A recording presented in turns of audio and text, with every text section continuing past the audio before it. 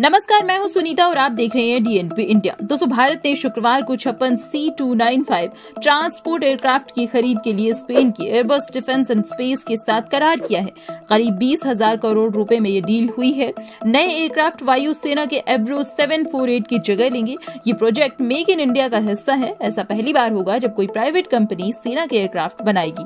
दोस्तों, 8 सितंबर को प्रधानमंत्री की अध्यक्षता में हुई कैबिनेट की सिक्योरिटी कमेटी की मीटिंग में इन एयरक्राफ्ट को खरीदने की मंजूरी मिली थी। भारत स्पेन से कुल 56 C295 एयरक्राफ्ट खरीदेगा। इसमें से 16 स्पेन से रेडी टू फ्लाई कंडीशन में आएंगे। बाकी 40 का निर्माण देश में ही होगा। देश में बनने वाले एयरक्राफ्ट को टाटा एडवांस सिस्टम बनाएगी। इसमें टाटा को एयरबस डिफेंस एंड स्पेस से मदद मिलेगी।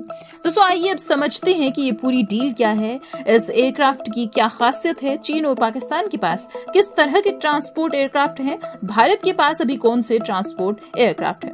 दोस्तों, डील क्या है ये सबसे पहले जान लेते हैं। अगले 10 साल में 56 C295 MW ट्रांसपोर्ट एयरक्राफ्ट खरीदे जाएंगे। ये aircraft Airbus defence and space Spain से खरीदे जाएंगे। इनकी टोटल कीमत 20,000 करोड़ रुपए होगी। अगले 48 महीने के भीतर 16 aircraft ready to fly condition से स्पेन से आएंगे। बचे 40 का निर्माण टाटा ग्रुप अगले 10 साल में देश में करेगा। दावा किया जा रहा है कि इससे 15,000 हाई स्किल्ड जॉब क्रिएट होंगे।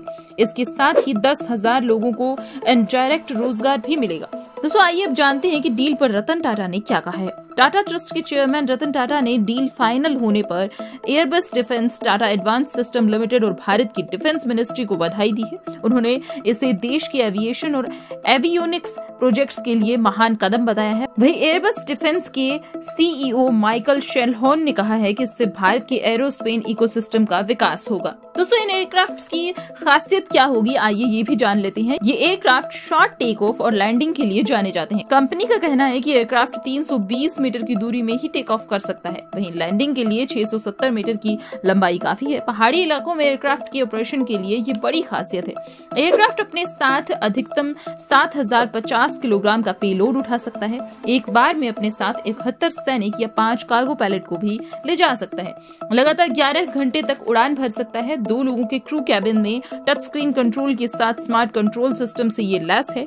C295 MW ट्रांसपोर्ट एयरक्राफ्ट में पीछे रैंप डोर है, जो सैनिकों या सामान की तेजी से लोडिंग और ड्रॉपिंग के लिए ज्यादा सुविधाजनक है। दोस्तों, आप जानते हैं कि आखिर भारत इन्हें क्यों खरीद रहा है। भारतीय वायुसेना में ये एरो एयरक्राफ्ट की जगह लेंगे। वायुसेना के पास 56 एवरो ट्रांसपोर्ट एयरक्राफ्ट हैं, जो कि उसने 1960 के दशक में खरीदे थे। इन्हें तत्काल बदले जाने की जरूरत है। इसके लिए मई 2013 में कंपनियों को रिक्वेस्ट फॉर प्रपोजल भेजा गया था। मई 2015 में रक्षा खरीद परिषद ने टाटा ग्रुप और एयरबस के C295 एयरक्राफ्ट के टेंडर को अप्रूव किया था।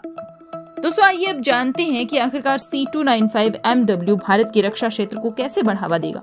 रक्षा मंत्रालय ने कहा है कि भारत में बड़ी संख्या में डिटेल पार्ट्स, सब असेंबली और एरोस्ट्रक्चर के प्रमुख कंपोनेंट असेंबलियों का निर्माण किया जाएगा। आइए दोस्तों, अब जानते हैं कि चीन और पाकिस्तान के पास आखिरकार कौन से ट्रांसपोर्ट एयरक्राफ्ट हैं। पाकिस्तान की वायुसेना के पास फिलहाल 6 तरह के ट्रांसपोर्ट एयरक्राफ्ट हैं। इसमें लॉकहीड C130 और गल्फ स्ट्रीम के वेरिएंट्स भी हैं। चीन के पास 200 से ज्यादा ट्रांसपोर्ट एयरक्राफ्ट हैं। इसमें आधुनिक तकनीक से लैस Y-20 भी शामिल है। दोस्तों, आइए अब आपको बताते हैं कि आखिर C295 का इतिहास क्या है।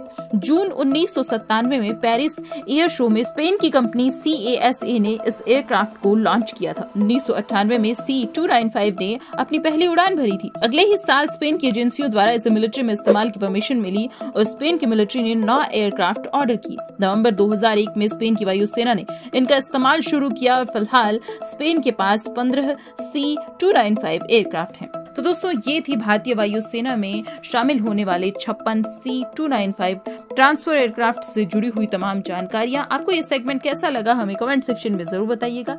इसके अलावा अगर आपने हमारे चैनल डीएनपी इंडिया को अभी तक सब्सक्राइब नहीं किया है तो सब्सक्राइब जरूर कर लें। हमारी वीडियोस को भी लाइक, शेयर और कमेंट जरूर करें।